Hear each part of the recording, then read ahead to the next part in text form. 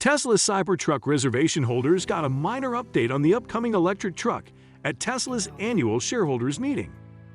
CEO Elon Musk confirmed that it is going to have a higher price than previously announced and that production equipment is about to be installed. When Tesla unveiled the Cybertruck back in 2019, Tesla said that the electric pickup truck would make it to market by the end of 2021. As the deadline was approaching, the automaker confirmed that production slipped to 2022.